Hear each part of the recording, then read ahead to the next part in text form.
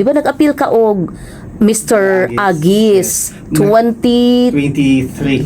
You were Second year. second year Yes, that time kasi naka-encourage ni mga mag-join. First of all, yun, nag-start yun akong journey sa pageantry. I'm not a pageant guy. Tambay na yun ko. Nagkakos daplin sa dalan. Way back, senior high, namatay akong papa din.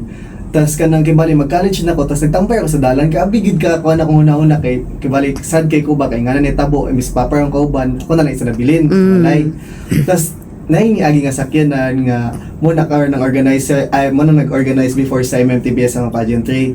Tapos iya kong gignana kanang why not ikaw among i-represent as representative sa poblasyon or sa among organization.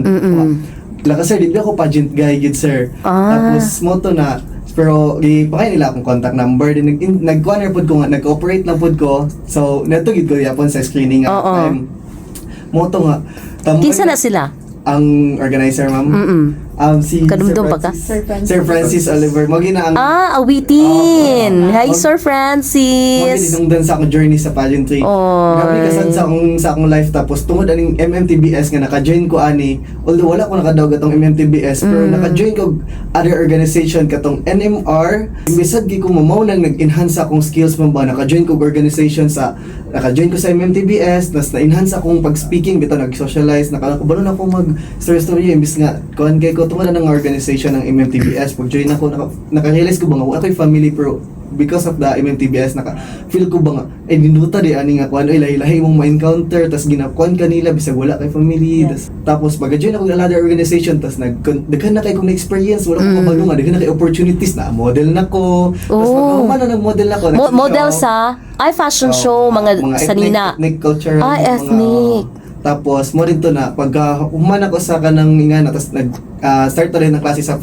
kuan sa semi ato second year na ko na natuloy na din ako journey katong nakapildi ko sa another first na akong impel gito nga pageantry so dili pa kay ko ingon gid nga kuan so gitry gid ako impel na po sa another pageantry sa sa Mr. Agis karon because sa MMTBS na ko ang skills nga na mo padayon pag pageantry kay katong nga time naka-realize ko ba nga abi na ko kaning kuan kaning kon kay sa kuha ba nga wala ka experience pero gikuan gid akong best tungod lang gid sa MMTBS na nakita na ko ba nga ay nadigyapan ko ikuan kaning kaya o naka potential ay tas mo to nga pag-ipil na ko kuan kay nga nakadaog pud ko ana mara to nga Diri sa Mr. Agis. Mr. Agis.